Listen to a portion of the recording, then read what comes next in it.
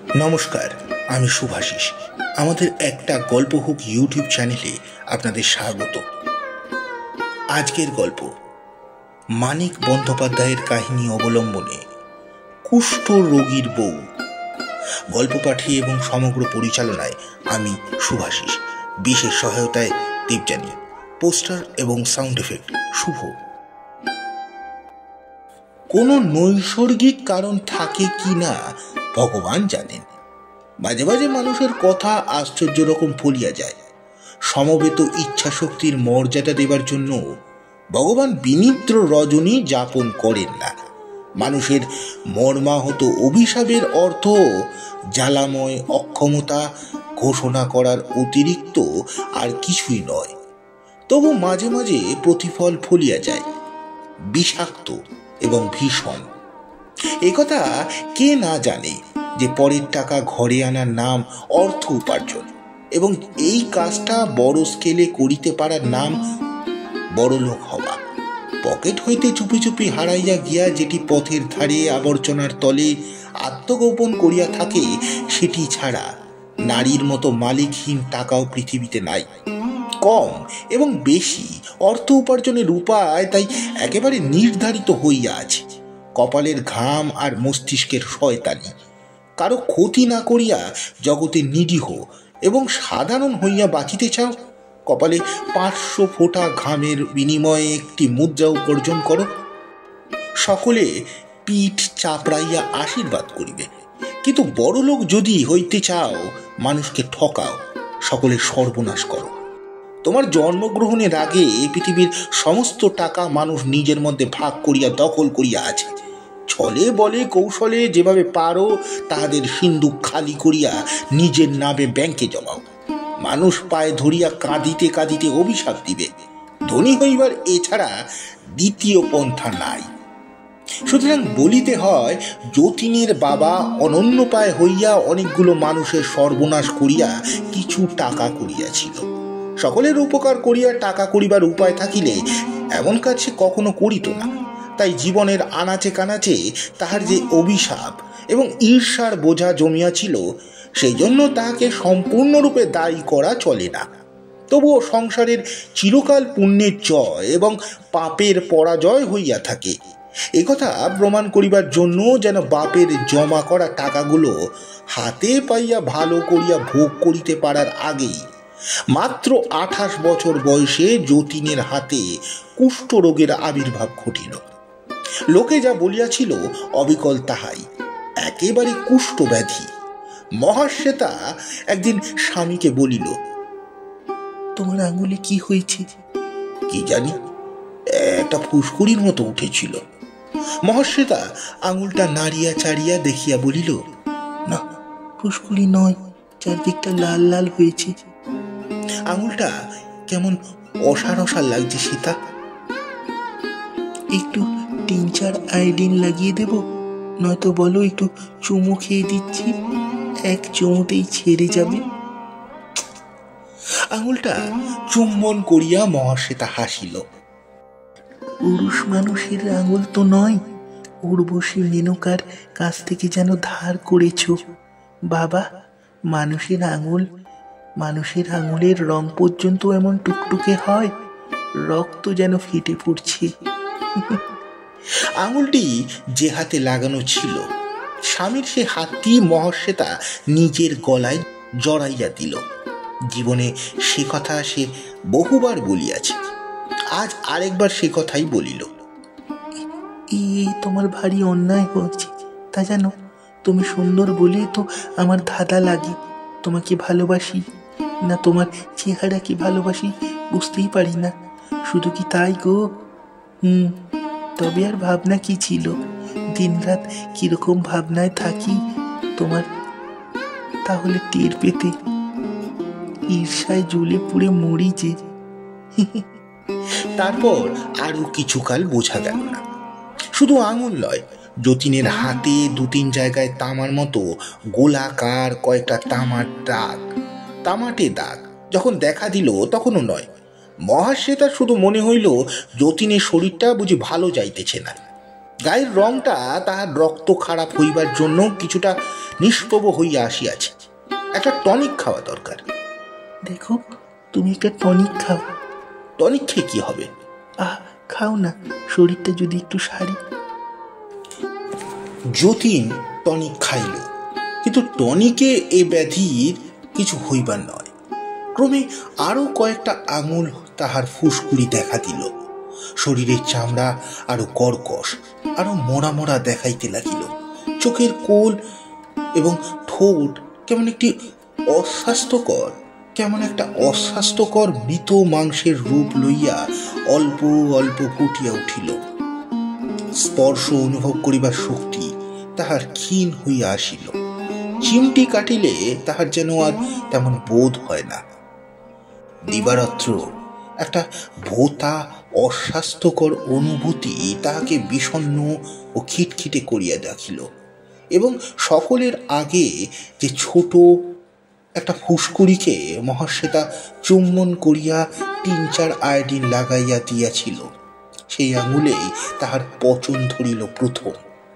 16 টাকা ভিজিটের ডাক্তার বলিলেন,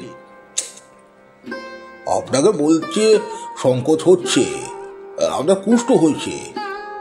32 টাকা ভিজিটের ডাক্তার বলিলেন,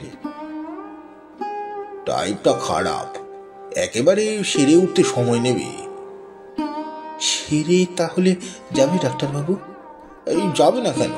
ভয় পান কেন? রোগ যখন হয়েছে সারতেও পারে নিশ্চয়ই। এমনি করিয়া ডাক্তার কথাগুলো বলিলেন। আশ্বাস দিবার চেষ্টাটা তাহার এত বেশি সুস্পষ্ট হইয়া রহিল যে কাহারও বুঝতে বাকি রহিল না যতীনের এ ব্যাধি কখনো সারিবে না। 100 টাকা ভিজিটের ডাক্তার বলিলেন, যতটা সম্ভব লোকালাইজ করে রাখা ছাড়া উপায় নেই, তার চেয়ে বেশি কিছু করা অসম্ভব। জানেন তো রোগটা ছোঁয়াচে, সাবধানে থাকবেন। আপনাকে তো বলাই বাহুল্য যে ছেলে মেয়ে হওয়াটা বোঝেন তো? বোঝে না? যতীন বোঝে, মহাশ্বেতা বোঝে, কিন্তু 6 মাস আগে যদি এই বোঝাটা বোঝা যেত। মহাশ্বেতা যেন মরিয়া গিয়াছে, অন্যায় অসঙ্গত অপঘাতে যন্ত্রণা পাইয়া সদ্য সদ্য মরিয়া গিয়াছে। বিমূঢ় আতঙ্কের বিহবলের মতো হইয়া সে বলিল, তোমার কুষ্ঠ হয়েছে, ও ভগবান, কুষ্ঠ। তোমার কুষ্ঠ হয়েছে, ও ভগবান, কুষ্ঠ। যতীন তখনও মরে নাই, মরিতেছিল। সাধারণ কথার সুর, তাল, লয়, মান সব বাদ দিয়া সে বলিল, কিভাবে আমার এরম হলো সেটা? তোমার পাপ কেন হবে গো, আমার কপাল। নিজের বাড়িতে আত্মীয় পরিজনের মধ্যে যতীন হইয়া রহিল অস্পৃশ্য। গৃহের সর্বত্র ঘুরিয়া বেড়াইবার স্বাদ থাকিলেও বাধা অবশ্য কেউ তাহাকে দিতে পারিত না, কিন্তু সে গোপনতা খুঁজিল। বাড়ির একটি অংশ বিচ্ছিন্ন করিয়া লইয়া সেখানে নিজেকে সে নির্বাসিত ও বন্দী করিয়া রাখিল। মহাশ্বেতা ছাড়া আর কাহারও সেই দিকে যাইবার হুকুম রহিল না। বন্ধু বান্ধব দেখা করিতে আসিয়া বাহির হইতে ফিরিয়া গেল। সামনাসামনি মৌখিক সহানুভূতি জানাইবার চেষ্টা করিয়া আত্মীয় স্বজন হইয়া গেল ব্যর্থ। যতীন নিজের পচন ধরা দেহকে কারো চোখের সামনে বাহির করিতে রাজি হইল না।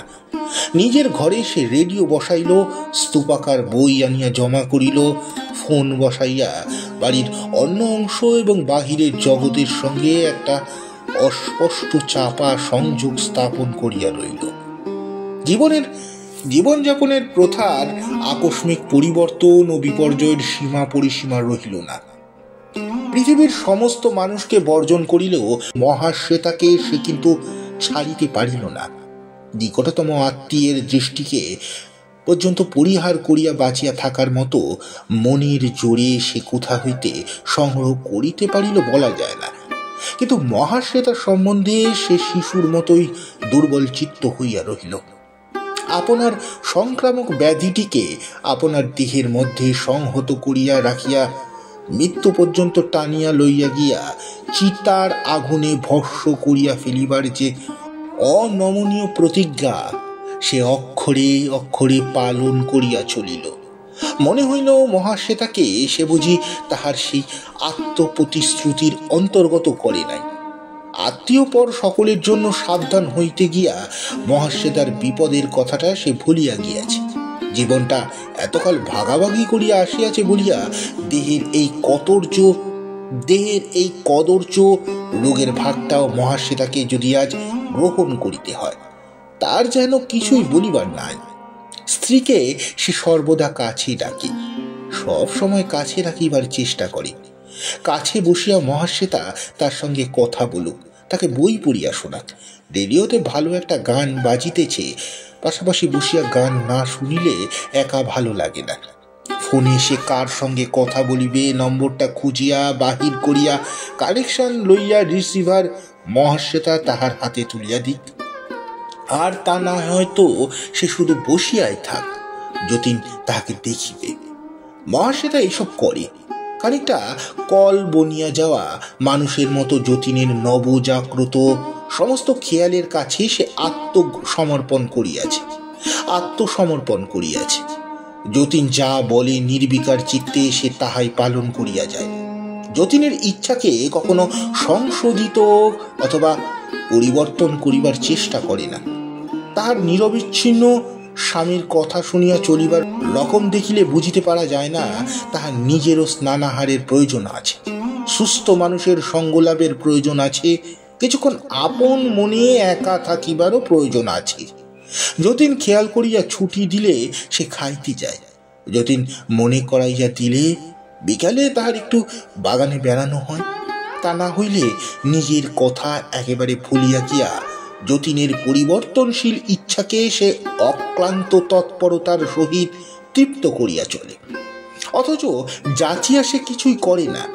যতীনের দরকারি সুখ সুবিধাগুলোর জন্য ধরাবাঁধা যেসব নিয়মগুলো সৃষ্টি হইয়াছে সেগুলো যথারীতি পালিত হয় কিনা সে বিষয়ে সে নজর রাখে, কিন্তু যতীনের স্বাচ্ছন্দ্য বাড়াইবার জন্য, যতীনকে তাহার নিজের খেয়ালে সৃষ্টি করিয়া লওয়া আনন্দের অতিরিক্ত সব কিছু দেওয়ার জন্য সকল্পিতভাবে কোনো উপায় ও রাত্রির 24 ঘন্টার মধ্যে মহাশ্বেতা একটিও আবিষ্কার করে না। তাহাদের সংযোগ রূপান্তর পরিগ্রহ করিয়াছে। তাহাদের জীবনের একটি সমবেত গতি ছিল, জীবনের পথে পাশাপাশি চলিবার কতগুলো রীতি ছিল। সে গতি এখন রুদ্ধ হইয়া গিয়াছে, সেসব রীতিও গেছে বদলাইয়া। পুরনো ভালোবাসা, পুরনো প্রীতি, পুরনো কৌতুক নতুন ছাঁচে ঢালিয়া লইতে হইয়াছে। বিবাহের 4 বছর পরে পরস্পরের সঙ্গে আবার তাহাদের একটি নবতম সম্পর্ক স্থাপন করিবার প্রয়োজন দেখা দিয়াছে। পূর্বতন বোঝাপড়াগুলো আগাগোড়া বদলাইয়া ফেলিতে হইয়াছে। প্রথম দিকে যে মুহ্যমান অবস্থাটি তাহাদের আসিয়াছিল সেইটুকু কাটিয়া যাইবার আগে আপনা হইতেই এমন কতকগুলো পরিবর্তন সংঘটিত হইয়া গিয়াছে যাহা খেয়াল করিবার অবসরও তাহাদের থাকে নাই। চিকিৎসার বিপুল আয়োজনের সঙ্গে সামঞ্জস্য রাখিয়া রোগী ও সুস্থ মানুষের শয্যা গিয়াছে পৃথক হইয়া। কথা বলিবার সময় শুধু হাসিয়া কথা বলিবার প্রয়োজন সম্পূর্ণ বাতিল হইয়া গিয়াছে। যার নাম দাম্পত্য লাভ এবং যাহা 9টির মধ্যে প্রায় সবকটি উপভোগ্য রসে সমৃদ্ধ, 2টি পৃথক শয্যার মাঝে চির খাইয়া এবং নিঃশব্দে মরিয়া গিয়াছে। দিবরাত্রির মধ্যে একটি চুম্বনও আজ তাহার পৃথিবীতে কোথাও অবশিষ্ট নাই। চোখে চোখে চাহিয়া এখন তাহারা শুধু দেখিতে পায় একটি অবিশ্বাস্য অপ্রকাশিত বেদনা। এই জিজ্ঞাসায় পরিণত হইয়াছে, এ কি হলো? মহাশ্বেতা দিনরাত বোধ হয় এই কথাটাই ভাবে। তাহার ঠোঁট দুটো পরস্পরকে দৃঢ় আলিঙ্গন করিয়া আহরণ কঠিন হইয়া থাকে। ছোট ছোট নিঃশ্বাস ফেলিতে ফেলিতে এক সময় সে শুধু বেশি বাতাসের প্রয়োজনে জোরে নিঃশ্বাস গ্রহণ করে। দীর্ঘ নিঃশ্বাসের মতোই শোনায়, অদৃষ্টকে অভিশাপ দিবার মতো শোনায়। যতীন অনুযোগ করিয়া বলে, দিনরাত তুমি এমন করো কেন? মহাশ্বেতা ঠোঁট নাড়িয়া উচ্চারণ করে, কেমন করি? কিছু করি না তো। যতীন হঠাৎ কাঁদো কাঁদো হইয়া বলে, এমনিতে আমি মরে আছি, তুমি তারপর তুমি যদি এমন আমার মনে কষ্ট দাও, তারপরে তুমিও যদি আমার মনে কষ্ট দাও। যতীন ভুলিয়া যায়। বলিয়া গিয়া মহাশ্বেতের হাত চাপিয়া ধরে। প্রথম দিকে তার ঘায়ে ব্যান্ডেজ বাঁধা হইত, আজকাল আলো বাতাস লাগাইবার জন্য খুলিয়া রাখা হয়। ডাক্তার দিনে 5-6 বার ধুইয়া যতটা সম্ভব রোদে ঘাগুলো মেলিয়া রাখিবার ব্যবস্থা দিয়েছেন। ব্যান্ডেজ শুধুমাত্র রাত্রির জন্য। মহাশ্বেতা তাহার 3টি চামড়া তোলা ফাটিয়া যাওয়া আঙুলের দিকে চাহিয়া থাকে। আঙুলগুলো তাহার হাতে লাগিয়া আছে বলিয়া বারিকের জন্য সে শিহরিয়া ওঠে না। মনে হয় যতীন অনুরোধ করিলে তাহার হাতের কনুইয়ের অল্প নিচে টাকার মতো চওড়া যে ক্ষত, ছোট ছোট রক্তাভ ওটায় উর্বর হইয়া আছে, মহাশ্বেতা সেখানে চুম্বন করিতে পারে। যতীন হাত ছড়াইয়া লয়, রাগ করিয়া বলে, তুমি আমায় ঘৃণা করছো সীতা? মহাশ্বেতা এ কথায় অনুমোদন করিবার সুরে রাগ করিয়া বলে, কখন আবার ঘৃণা করলাম, কখন আবার ঘৃণা করলাম? তবে এমন করে তাকাও কেন? কেমন করে তাকাই, কেমন করে তাকাই? এরকম অবস্থায় এ ধরনের পাল্টা প্রশ্ন মানুষের সহ্য হয়। যতীন উঠিয়া বারান্দায় গিয়া বেলা 12টার কড়া রোদে পাতিয়া রাখা ইজি চেয়ারটায় কাত হইয়া এলাইয়া পড়ে। বৈশাখী সূর্যের এই অম্লান কিরণ ভালো মানুষের হয়তো 5 মিনিটও বেশি সহ্য হয় না, কিন্তু যতীনের অনুভব শক্তি ভোতা হইয়া গিয়াছে। ঘন্টার পর ঘন্টা সে সেই রোদে নিজেকে মেলিয়া রাখিয়া পড়িয়া থাকে। রোদ সরিয়া গেলে ইজি চেয়ারটাও সে সরাইয়া লইয়া যায়। ডাক্তারের কাছে সে সূর্যালোকে এর মধ্যে অদৃশ্য আলোর গুণের কথা শুনিয়াছে। সে আলোককে যতীন প্রাণপণে কাজে লাগায়, অপচয় করিতে পারে না। খানিক পরে ডাকিয়া বলে, এইদিকে এসো সীতা। মহাশ্বেতা আসিয়া বলে, এইখানে বসু, এইখানে বসু। মহাশ্বেতা যতীনের কাছে ছায়ায় বসে। নিকটবর্তী রোদের ঝাঁজে তাহার ঘর্মাক্ত দেহ শুকাইয়া উঠিয়া জ্বালা করিতে থাকে, কিন্তু সে উঠিয়া যায় না। জ্যোতির্ময়ী পতিব্রতার মতো স্বামীর কাছে বসিয়া ঝিমায়। যতীন বলে, আমার তেষ্টা পেয়েছি। মহাশ্বেতা তাহাকে জল আনিয়া দেয়। যতীন বলে, আর আমার আর একটা বালিশ চাই। মহাশ্বেতা তাহাকে আর একটা বালিশ আনিয়া দেয়। যতীন বলে, এনে দিলেই বুঝি হলো, আমার মাথায় নিচে দিয়ে দাও। মহাশ্বেতা বালিশটা তাহার মাথার নিচে দিয়া দেয়। যতীন রুক্ষ দৃষ্টিতে চাহিয়া বলে, কি ভাবছো শুনি? মহাশ্বেতা বলে, কি ভাববো, কি ভাববো? বৈশাখী দুপুরটি ঘুমোটে জমিয়া ওঠে।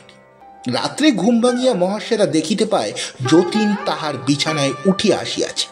দেখিয়া মহাশ্বেতা চোখ বোঝে। সারা রাত্রি আর সে চোখ খোলে না। এই জগতে সবই যখন ভঙ্গুর, মনুষ্যত্বর ভঙ্গুরতায় বিস্মিত হওয়ার কিছুই নাই।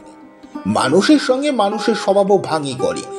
আজ যে রাজা ছিল, কাল সে ভিখারি হইলে যদিও বা এইটুকু বোঝা যায় লোকটা চিরকাল ভিখারি ছিল না, তার বেশি আর কিছু বোঝা যায় না। সংকীর্ণ কারাগারে নিজের বিষাক্ত চিন্তার সঙ্গে দিবারাত্র আবদ্ধ থাকিয়া যতীন দিনের পর দিন অমানুষ হইয়া উঠিতে থাকে। বিভৎস রোগটা তাহার না কমিয়া বাড়িয়াই চলিল। তাহার সুশ্রীর রমণীয় চেহারা কুৎসিত হইয়া গেল। বাহিরের এই কদর্যতা তার ভিতরে ছাপ মারিয়া দিল। তার সঙ্গে কয়েক ঘন্টা একত্র থাকা মুহ্যমানা মহাশ্বেতার পক্ষে অসম্ভব হইয়া উঠিল। মেজাজটা যতীনের একবারে বিগড়াইয়া গিয়াছে। মাথায় রক্ত চলাচলের মধ্যে তার কি গোলমাল বাঁধিয়াছে বলা যায় না। চোখ দুটো মেজাজের সঙ্গে মানাইয়া দিবারাত্র আরক্ত হইয়া আছে। গলার আওয়াজ তাহার চাপা ও কর্কশ হইয়া উঠিয়াছে। মাথার চুলগুলো অর্ধেকের বেশি উঠিয়া গিয়া পাতলা হইয়া আসিয়াছে। নাকের রংটা তাহার তামাটে হইতে আরম্ভ করিয়াছে। মুখের ও দেহের মাংস দেখিলে মনে হয় কতকালের বাসি হইয়া ভিতর হইতে পচন ধরিয়া গাজিয়া উঠিয়াছে। কোণঠাসা হিংস্র জন্তুর মতো উগ্র ভীতিকর ব্যবহারে মহাশ্বেতাকে সে সর্বদার জন্য স্বতন্ত্র করিয়া রাখিতে শুরু করিয়াছে। মানুষের স্তরে আর যে তাহার স্থান নাই, যতীন তাহা বুঝিতে পারে। মানুষের শ্রদ্ধা, সম্মান ও ভালোবাসা পাওয়ার আশা এই জীবনের মতো তাহার ঘুচিয়া গিয়াছে। সে কাছে আসিতে দেয় না বলিয়া কেহ তাহার খোঁজ খবর নেয় না। এই আত্মপ্রবঞ্চনাকে আশ্রয় করিয়া থাকিতে সে রাজি নয়। মহাশ্বেতার নির্বাক ও নির্বিকার আত্মসমর্পণকে সে অসাধারণ ঘৃণার অস্বাভাবিক প্রকাশ বলিয়া চিনিতে পারিয়াছে। মানুষকে দিবার যতীনের আর কিছুই নাই। সে তাই মানুষের ওপর রাগিয়াছে, সে তাই স্বার্থপর হইতে শিখিয়াছে। ব্যথা পাইয়াছে বলিয়া কাহাকেও ব্যথা দিতে সে কুণ্ঠিত নয়। নাগাল সে পায় শুধু মহাশ্বেতার। মহাশ্বেতাকে তাহার ব্যাধি ও ব্যাধিগ্রস্ত মনের ভার বহন করিতে হয়। সে শান্ত হইয়া পড়িয়াছে, তার অবসন্ন শিথিল ভাবটা অনেক কমিয়া গিয়াছে। মনে হয় আত্মরক্ষার ঘুমন্ত প্রবৃত্তিগুলো তাহার আর ঘুমাইয়া নাই। এবার সে একটু বাঁচিবার চেষ্টা করিবে, চিরটা কাল সহমরণে যাইবে না। যতীনকে সে বলে, কোথাও যাবি? যতীন বলে, না, সমুদ্রের জল লাগালে হয়তো কমতো। যতীন কুটিল সন্দিগ্ধ দৃষ্টিতে তাকাইয়া বলে, কমতো? তোমার মাথা হতো। ডাক্তার ও কথা বলেনি? মহাশ্বেতা রাগ করিয়া বলে, ডাক্তারের কথা শুনে তো সবই হচ্ছে। খানিক পরে সে আবার বলে, ঠাকুর দেবতার কাছে একবার হতে দিয়ে দেখলে হতো, হয়তো প্রত্যাদেশ কিছু পেতে। যতীন আরক্ত চোখে মহাশ্বেতার সুস্থ সবল দেহটির দিকে চাহিয়া থাকে। নিজের ছেলে মেয়ে ঠাকুর দেবতায় অত ভক্তি কেন? প্রত্যাদেশ? তোমার মতো পাপিষ্টার স্বামীকে ঠাকুর প্রত্যাদেশ দেন না। ব্যাপারটা মাসখানেক পুরনো। যতীন ঘটনাটির সংক্ষিপ্ত ইতিহাস শুনিয়াছে, কিন্তু দৈব দুর্ঘটনায় সে বিশ্বাস করে নাই। মহাশ্বেতাকে সন্দেহ করিয়াছে। সন্দেহটা মনে মনে নাড়াচাড়া করিতে করিতে নিজের তাহাতে প্রত্যয় জন্মিয়াছে এবং উগ্র উত্তেজনায় একটা পুরা দিন পাগল হইয়া থাকিয়াছে। মহাশ্বেতা কিছু প্রকাশ করে না। জেরার জবাবে এমন সব কথা বলে যে যতীন বিশ্বাস করিতে পারে না। জোড়াতালি দিবার চেষ্টাটা তাহার ধরা পড়িয়া যায়। তাছাড়া মহাশ্বেতা এমন এমন ভাব দেখায় যেন এটা সম্পূর্ণভাবে তাহার ব্যক্তিগত জীবনের ঘটনা। এমনও যদি হয় যে এ ব্যাপারে তাহার হাত ছিল, দৈবের চেয়ে সেই বেশি দায়ী বলিবার অধিকার যতীনের নাই। সে তাহার জীবনের সঙ্গে সম্পর্কহীন প্রাসঙ্গিক আলোচনা তুলিয়া অনর্থক উদ্বিগ্ন হইতেছে। মহাশ্বেতার কপালে দুঃখ ছিল, সব দিক দিয়া বঞ্চিত হইবার বিধিলিপি ছিল। সে দুঃখ পাইয়াছে, বঞ্চিত হইয়াছে। যতীনের কি? সে কেন ব্যস্ত হয়? তার স্বামী বলিয়া যতীন দেবতার প্রত্যাদেশও পাইবে না? এই কথাটা মহাশ্বেতার সহ্য হয় না। সে বলে, ছেলে করে তো মরেছ, গুণী জেনেছ ছেলে।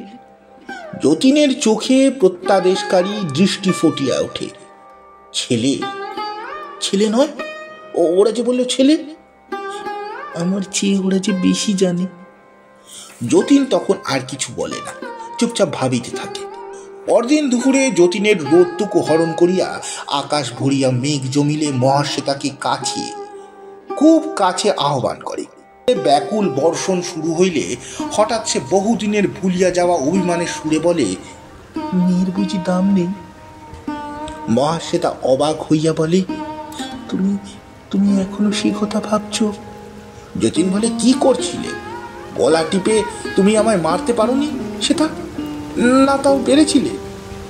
মহাশ্বেতা বলে, আবুল কথা, কত জবাব দেব? যা বোঝো না তাই নিয়ে কেবল বক করবে। বেঁচে থাকলে কত দুঃখ পেত ভেবে আমি মন ঠান্ডা করতে পেরেছি। তুমি পারো না? কি বৃষ্টিটাই নামলো, দেখি একটু। মহাশ্বেতা উঠিয়া গিয়া জানলায় দাঁড়ায়। বাহিরে অবিশ্রান্ত জল পড়ে, আর যতীন অবিরত গাল দেয়। মহাশ্বেতা চোখ দিয়া বর্ষা দেখে আর কান দিয়া স্বামীর কথা শুনে। যতীন যখন বলিতে থাকে যে এ কাজ যে মেয়ে মানুষ করিতে পারে সে আর কোনো অন্যায় করিতে পারে না, এবং এই কথা স্বয়ং ভগবান তাহাকে বলিলেও সে বিশ্বাস করিবে না, তখন মহাশ্বেতা একটু হাসে। একদিন তাহাদের এই কথোপকথন হইয়াছিল। কি পাপে আমার এমন হলো শ্বেতা? তোমার পাপ কেন হবে? আমার কপাল। আজ কথা বলিবার ধারা উল্টাইয়া গিয়াছে। যতীন আজ প্রাণপণে চেঁচাইয়া বলে, তোমার পাপে আমার এমন দশা হয়েছে। ছেলে খেকো রাক্ষসী, হ্যাঁ, তুমি মরতে পারোনি না? আর সাদা ব্লাড এখনো মেটেনি? এখনো বুঝি একজনকে ভালোবাসছো?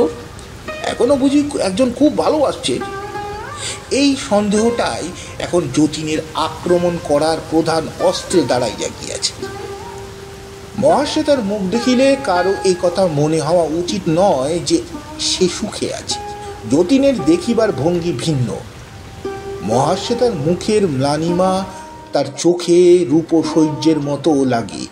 ওর চোখের ফাঁকা দৃষ্টি যে আজকাল শান্তিতে স্তিমিত হইয়া গিয়াছে, সেটা তার মনে হয় পরিতৃপ্তি। ওর পরিষ্কার পরিচ্ছন্ন থাকাটা যতীনের কাছে হইয়া উঠিয়াছে সাজসজ্জা। তার দৃষ্টির আড়ালে ও নৈপথ্য জীবনটির পরিসর বাড়াইয়া তোলা যতীনের কাছে গভীর সন্দেহের ব্যাপারে দাঁড়াইয়া গিয়াছে। তাকে একা ফেলিয়া সমস্ত দুপুরটা সে কাটায় কোথায়? অন্য ঘরে বিশ্রাম করে? যতীন বিশ্বাস করে না। বিশ্রামের জন্য অন্য ঘরে যদি তার প্রয়োজন, যতীনের পাশের ঘরখানা কি দোষ করিয়াছে? নির্জন দুপুরে নিচের তলায় কোনার ওই ঘর ছাড়া ওর বিশ্রাম করা হয় না? বাহির হইতে যে ঘরে সকলের অগোচরে মানুষ যাওয়া আসা করিতে পারে, অত বোকা আমি নই, বুঝলে? পাল্টা প্রশ্ন করার অভ্যাস মহাশ্বেতার এখনো একবারে যায়নি। সে বলে, তোমাকে বোকা কে বলেছে? যতীন গো ধরিয়া বলে, না, ওসব চলবে না। আমার বাড়িতে বসে ওসব তোমার চলবে না। এই তোমাকে বলে দিলাম, এখন আমি মরিনি। কি এসব বলছো? এসব কি বলছো? বলছি তোমার মাথা আমার মুন্ডু। ওরে বাপরে, চারদিক দিয়ে আমার একবারে সর্বনাশ হয়ে গেল। যতীন হাউমাউ করিয়া কাঁদিয়া ওঠে। মহাশ্বেতা ছবির মতো দাঁড়াইয়া থাকিয়া তাহার বিকৃত ক্রন্দন চাহিয়া দেখে। যতীনের আকুলতা যত তীব্র হইয়া ওঠে, সে যেন আরো ততই শান্ত হয়ে যায়। ধীরে ধীরে সন্তর্পণে তাহার চোখের পলক পড়ে। ঘরের দেওয়ালের ঝাপসা ছবিগুলো মন্থর গতিতে তাহার চারিদিকে পাক খায়। বাহিরের শব্দগুলো তাহার কানে আসিয়া বাজিতে থাকে। সে একটু একটু করিয়া তাহা অনুভব করে। তার মনে হয় কি যেন কিছু কোথায় কাঁদিতেছে। পাগলামি মহাশ্বেতারও আসিয়াছে বৈকি, তাহা অপরিহার্য। সাধারণ অবস্থায় মানুষ যাহা করে না, সেসব করার নাম পাগলামি। সাধারণ অবস্থা অতিক্রম করিয়া গিয়াছে তাহার জীবন, ওসব তাহাকে করিতে হয়। মস্তিষ্কের কতগুলো অভিনব অভ্যাস জন্মিয়া যায়। বন্ধুকে কারো মনে হয় শত্রু, প্রিয়কে কারো মনে হয় অপ্রিয়, জীবনকে কারো মনে হয় সীমাত্তলিত কৌতুক। দুঃখ দেখিলে কেহ কাঁদিয়াই মরিয়া যায়, কেহ উদাস দৃষ্টিতে চাহিয়া ভাবে, বিকালে চা পান করা হয় নাই বলিয়া মাথাটা ঝিমঝিম করিতেছে। আকাশে কি আশ্চর্য একটা পাখি উড়িয়া গেল। মহাশ্বেতা রাত্রে ঘরে থাকে না, পাশের ঘরে সে বিছানা পাতে। যতীন প্রশ্ন করে, কেন? সে মুখে কিচ্ছু বলে না। ঘরে ঢুকিয়া খিল তুলিয়া দিয়া সমস্ত রাত্রি জবাবটা সুস্পষ্ট করিয়া রাখে। যতীন রুদ্ধ দরজার সামনে দাঁড়াইয়া বলে, রিভলভারে গুলি ভরে রাখলাম, কাল সকালে ঘর থেকে বেরোলেই তোমাকে গুলি করব। বলে, এই অপমান সহ্য হয় না শ্বেতা, তুমি আমাকে এমন করে ঘৃণা করবে? এ ঘরে নিঃসঙ্গ পরিত্যক্ত যতীন জাগিয়া থাকে। ও ঘরে মহাশ্বেতা শূন্য বিছানায় নিষ্পন্দ অনুসন্ধানে জীবনের অবলম্বন খোঁজে। কত কথা সে ভাবিবার চেষ্টা করে, কিন্তু ভাবিতে পারে না। কত কথা বুঝিবার চেষ্টা করিয়া বুঝিতে পারে না। সব গোলমাল হইয়া যায়। কুমারী জীবনের স্মৃতি একটা অচিন্তনীয় অনুভূতির মতো মস্তিষ্কের বাহিরে বাহিরে ঘুরিয়া বেড়ায়। বিবাহের পর যে 4টা বছর যতীন সুস্থ ছিল, সুরূপ ছিল, সে সময়ে কথাটা ভাবিতে আরম্ভ করা মাত্র মহাশ্বেতার চিন্তা শক্তি অসার হইয়া যায়। জীবনের সেই আদিম নিষ্পাপ উৎসব হইতে সে একেবারে উপস্থিত হয় যতীনের গলিত দেহ ও বিকৃত জীবনের কেন্দ্র করা পচা ভাবসানো জীবনে। সেখানে একটি নবজাত শিশু একটি পরিপুষ্ট বিস্ময় জন্মিয়া মরিয়া যায়, বারবার জন্মিয়া বারবার মরিয়া যায়। যতীনের মনে হয় যত আলো ছিল সব নিবিয়া গিয়াছে। গাঢ় অন্ধকারে তার মনে এককালীন হাস্যকর কত কুসংস্কারের যে জন্ম হইয়াছে সংখ্যা হয় না। কয়েকদিন ভাবিয়া প্রত্যাদেশে তাহার অক্ষুণ্ণ বিশ্বাস জন্মিয়া গিয়াছে।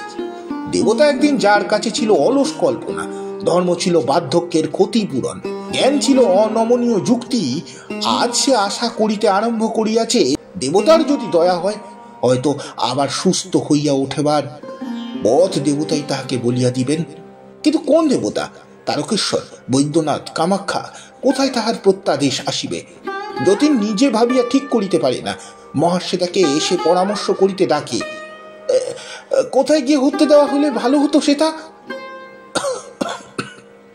মহাশ্বেতা সবচেয়ে দূরবর্তী একটা পীঠস্থানের নাম স্মরণ করিবার চেষ্টা করে, বলে, কামাখ্যায় যাও, কামাখ্যায় যাও। আমি যাব? যতীন স্তম্ভিত হয়ে যায়। এ অবস্থায় আমি যাব কি করে? মহাশ্বেতা বলে, কি যাবে তবে? কেন তুমি যাবে? তুমি? স্বামীর অসুখ হলে স্ত্রী গিয়ে হতে দেয়, প্রত্যাদেশ নিয়ে আসে।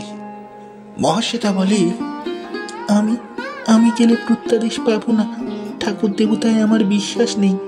বিশ্বাস নেই? মন্তব্যটা যতীনের অবিশ্বাস্য মনে হয়। না, এক ফোঁটাও নয়।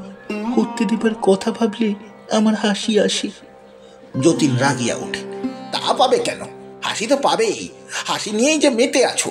ওদিকে স্বামী মরছে, ওদিকে আর একজনের হাসি নিয়ে হররা চলছে। আমি বুঝি না কিছু বুঝি, আমি কিছু বুঝি না ভেবেছ? মহাশ্বেতা বলে, কার সঙ্গে হাসি হররা চলছে? তাই যদি জানবো তুমি এখানে এ বাড়িতে আছো কি করে? যতীন বচন ধরা নাক দিয়া সশব্দে নিঃশ্বাস গ্রহণ করে। গলিত আঙুলগুলো মহাশ্বেতার চোখের সামনে মেলিয়া আর্তনাদের মতো বলিতে থাকে, ভেবো না, ভেবো না, তোমারও হবে, আমার চেয়ে আরো ভয়ানক হবে। এত পাপ কারো সয় না। হিংস্র ক্রোধের বশে যতীন আঙুলের ক্ষতগুলো মহাশ্বেতার হাতে জোরে জোরে ঘষিয়া দেয়। আগুন দিয়া আগুন ধরানোর জন্য সংক্রামক ব্যাধিটাকে এসে যেন মহাশ্বেতার দেহে চালান করিয়া দিয়াছে এমনি একটি উগ্র আনন্দে অভিভূত হইয়া বলে, এই তো ধরলো, ধরলো, তোমাকেও ধরলো, ধরলো বলে, আমাকে ঘৃণা করার শাস্তিও তোমার জুটলো বলে। আর দেরি নেই, আর দেরি নেই। এই অভিশাপ দেওয়ার পর মহাশ্বেতা যতীনকে একরকম ত্যাগ করল। সেবা যে প্রায় বন্ধ করিয়া আনিয়াছিল, এবার কাছে আসাটাও কমাইয়া দিল। সকালে একবার যদি কিছুক্ষণের জন্য আসিয়া যতীনকে সে দেখিয়া যায়, সারা দিন আর তাহার দেখা মেলে না। রাত্রে শোয়ার আগে একবার শুধু উকি দিয়া যায়, মুহূর্তের জন্য, পরিহাসের মতো। যতীন খেপিয়া উঠিয়া মহাশ্বেতাকে শেষ পর্যন্ত বাড়ি হইতে তাড়াইয়া দিত কিনা বলা যায় না। কিন্তু কয়েকদিনের মধ্যে সে নিজে প্রত্যাদেশ আনিতে কামাখ্যায় চলিয়া গেল। যতীনের পীড়াপিড়িতে ক্রুদ্ধ আদেশ এবং সকরুণ মিনতিতে মহাশ্বেতার সঙ্গে যাইতে রাজি হইয়াছিল, কিন্তু যাত্রা করার সময় তাহাকে বাড়িতে পাওয়া গেল না। যতীনের এক পিসি বলেন, মহাশ্বেতা কালীঘাটে গিয়েছে। যতীনের চাকরকে সঙ্গে করিয়া যতীনের মোটরে সে খানিক আগে মহাশ্বেতা কালীঘাটে চলিয়া গিয়াছে। গোড়াপত্তন কালীঘাটেই হইয়াছিল। মহাশ্বেতা যে যতীনকে বলিয়াছিল ঠাকুর দেবতায় সে বিশ্বাস করে না, এ কথা তাহার সত্য নয়। সত্য হইলে যতীনের কামাখ্যা যাওয়ার দিন অত টাকা খরচ করিয়া সে পূজা দিত না, একধামা পয়সা ভিখারীদের বিতরণ করিত না। এ কাজটা মহাশ্বেতা নিজেই করিয়াছিল। মন্দিরে ঢুকিবার পথে দুসারি দিয়া ভিখারি বসিয়াছিল। চাকর আর মোটর চালককে হাতে পয়সার ধামাটা তুলিয়া দিয়া আগে আগে চলিতে চলিতে মহাশ্বেতা দুদিকে মুঠা মুঠা পয়সা বিলাইয়াছিল। সে হইয়াছিল এক মহা সমারোহের ব্যাপার। শুধু ভিখারি নয়, ভিক্ষা দেখিতে দেখিতে রাস্তায় লোক জমিয়া গিয়াছিল অনেক। ভিখারিদের মধ্যে কুষ্ঠরোগীও ছিল বৈকি। কাতে পায়ে কারো চট বাঁধা, কারো নাক গলিয়া গিয়াছে একটা গহ্বরে পরিণত হইয়াছিল, কারো সমস্ত মুখে ফাঁপানো মাংস বড় বড় গোটায় ভরিয়াছিল, কারো কবজির হাত হইতে দুটো হাত বহুকাল আগে খসিয়া গিয়া ঘা শুকাইয়া গিয়াছিল মসৃণ মসৃণ ভাবে। এদের পয়সা দিবার সময় মহাশ্বেতার একটি মুষ্টিতে কোলায় নাই। এদের দিয়া এক ধামা পয়সায় কুলানো যায় নাই। বাড়ি ফিরিয়া সেই দিন বিকালে মহাশ্বেতা কুষ্ঠাশ্রম খুলিয়াছে। চাকর সেই দিন পথ হইতে 5 জন ভিখারিকে ধরিয়া আনিয়াছিল। তাহার মধ্যে 2 জন হাজার সুখ আর স্বাচ্ছন্দ্যের লোভে এখানে থাকতে রাজি হয় নাই। বাকি 3 জন সেই হইতে আরাম করিয়া জাঁকিয়া বসিয়াছে, খায় দায় ঘুমায় আর মহাশ্বেতাকে ক্ষণে ক্ষণে ধনী পুত্রে লক্ষ্মী লাভ করায়। আর তাহাদের কাজ নাই। 7 দিনের মধ্যে মহাশ্বেতার আশ্রমবাসীদের সংখ্যা দাঁড়াইয়াছে 21 জন। আত্মীয় স্বজন সকলকে সে ভিন্ন বাড়িতে স্থানান্তরিত করিয়াছে। মাহিনা করা কয়েকজন দাসী, চাকর, মেথর আর বাড়ি ভরা কুষ্ঠরোগীর সঙ্গে সে এখন এখানে বাস করে একা। সকালে বিকেলে এদের দেখিয়া যাইবার জন্য একজন ডাক্তার ঠিক করিয়াছে। 2 জন অভিজ্ঞ নার্সের জন্য বিজ্ঞাপন দেওয়া হইয়াছে। ডাক্তার বলিয়াছে, এখানে আপনাকে কুষ্ঠাশ্রম খুলতে দেবে না। কেন? শহরের মাঝখানে এই ধরনের আশ্রম কি খুলতে দেয়? মহাশ্বেতা আশ্চর্য হইয়া বলিয়াছি, ওরা তো শহরের রাস্তায় রাস্তায় ঘুরেই বেড়াচ্ছিল। আমি বাড়ির মধ্যে ভরি বিপদ আরো কমিয়েছি। ডাক্তার একটু হাসিয়া বলে, তবু দেবে না। তবে কি জানেন, এসব হলো সৎ কাজ, সহজে কেউ বাধা দিতে চায় না। পাড়ার লোকে নালিশ করবে, সে নালিশের তদবির হবে, তারপর আপনার কাছে নোটিশ আসবে। তখনও 2 মাস আপনি চুপ করে থাকতে পারবেন। ফের একটা নোটিশ এলে আপনি ধীরে সুস্থে সরিয়ে নেবার ব্যবস্থা করবেন। ডাক্তারের এত কথার জবাবে মহাশ্বেতা বলিয়াছে, কুষ্ঠ কি ভয়ানক রোগ ডাক্তারবাবু? ডাক্তার তার বিপুল অভিজ্ঞতায় আবার অল্প একটু হাসিয়াছে। এইরকম কত রোগ সংসারে আছে, মানুষকে একবারে নষ্ট করে দেয়। বংশের রক্তধারার সঙ্গে পুরুষানুক্রমে মিশে থাকে এমন রোগ একটা নয় মিসেস দত্ত। বংশ, পুরুষানুক্রম, কে জানে ডাক্তার কতখানি টের পাইয়াছিল। যতীন শুধু সন্দেহ করিয়া খেপিয়া উঠিয়াছিল, ভাবিয়াছিল তাকে মহাশ্বেতা বঞ্চনা করিয়াছে। ডাক্তার জানিয়াও নির্বিকার হইয়া আছে। হয়তো মনে মনে ডাক্তার সমর্থনও করে। জ্ঞানী ও অজ্ঞানীর মধ্যে একটু পার্থক্য থাকিবেই। নার্স ঠিক হইবার আগেই যতীন ফিরিয়া আসিল। সে ঠিক প্রত্যাদেশ পায় নাই। কেমন একটা স্বপ্ন দেখিয়াছে যে কুণ্ড হইতে একটি সাদা ফুল আনিয়া মাদুলি করিয়া ধারণ করলে সে নিরোগ হইতে পারে। বাড়ি ফেরবার আগেই যতীন মাদুলি ধারণ করিয়াছে। বাড়ির ব্যাপার দেখিয়া তাহার চমক লাগিয়া গেল। এইসব কি করেছ সীতা? এইসব কি করেছ সীতা? মহাশ্বেতা মন অনেকটা শান্ত হইয়া আসায় বুদ্ধিটা তাহার বেশ পরিষ্কার ছিল। সে বলিল, তোমার কল্যাণের জন্য করেছি। কালীঘাটে একজন সন্ন্যাসীর দেখা পেলাম। অমন তেজল সন্ন্যাসী আমার জীবনে কখনো দেখিনি। চোখ যেন আগুনের মতো আলো দিচ্ছিল। তিনি বললেন, কুষ্ঠাশ্রম করো, আশ্রম করো, তোমার স্বামী ভালো হয়ে যাবে। মাদুলি ধারণের প্রভাব তখনও যতীনের মনে প্রবল হইয়া আছে। সে অভিভূত হইয়া বলল, সত্যি? তোমার কাছে মিথ্যে বলছি? তুমি সে সন্ন্যাসীকে দেখোনি? দেখলে তোমার শরীরেও কাঁটা দিয়ে উঠত। আমাকে কথাগুলো বলে কোন দিকে যে চলে গেলেন কিছুই বুঝতে পারলাম না। যতীন আফসোস করিয়া বলিল, একটা ওষুধ যদি চেয়ে নিতে সেটা। বাড়ির যে অংশে যতীন ছিল সে আবার সেইখানেই আশ্রয় গ্রহণ করল। মাদুলি আর সন্ন্যাসীর ভরসায় মেজাজটা সে অনেকখানি নরম করিয়াই রাখিল। কিন্তু মহাশ্বেতা তার কাছে ভিড়ে না। কামাখ্যায় যাওয়ার আগে যেমন ছিল তেমনি দূরে দূরে থাকে। কুষ্ঠাশ্রম লইয়া সে মাতিয়া উঠিয়াছে। 21টি অধিবাসীর সংখ্যা 25-এ পৌঁছিলে তার যেন আনন্দের সীমা থাকে না। দিবারাত্র সে পথে কুড়ানো এই বিকৃত গলিত মানুষগুলোর সেবা করে। মায়ের মতো তাহার মমতা, মায়ের মতো তাহার সেবা। এই 25টি মানুষ পচা পাঁজর দিয়া যেন তাহার বুক তৈরি হইয়াছে। তার হৃদয়ের সবটুকু উষ্ণতা ওরা পায়। যতীন একদিন কাঁদো কাঁদো হইয়া বলিল, তুমি খালি ওদেরই সেবা করো সেটা, আমার দিকে একটু তাকিয়েও দেখো না। মহাশ্বেতা ঘাড় হেট করিয়া দাঁড়াইয়া রহিল, কিছু বলিতে পারিল না। সুস্থ স্বামীকে একদিন সে ভালোবাসিত, ঘৃণা করিত পথের কুষ্ঠ রোগীদের। স্বামীকে সে আজ তাই ঘৃণা করে, পথের কুষ্ঠ রোগাক্রান্ত লোকগুলোকে ভালোবাসে। এতে জটিল মনোবিজ্ঞান নেই, সহজ বুদ্ধির অনায়াস বোধ্য কথা। মহাশ্বেতা দেবী তো নয়, সে শুধু কুষ্ঠ রোগীর বউ।